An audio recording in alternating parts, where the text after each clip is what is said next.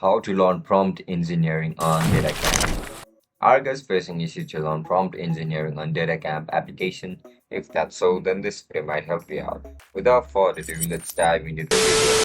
First of all, open DataCamp on your mobile device. Once you open the app, log in into your account with your registered email and password. As soon as you're logged in, look at the bottom of the screen where you can see this option for Explore. Just simply tap on Explore. After you click on Explore, scroll down and click on Popular Courses. After you click on Popular Courses, here you will be able to view this option for Understanding Prompt Engineering. That you are looking for, right? Just simply tap on it. From here, you will be able to start a course related to prompt engineering. And that's it, guys.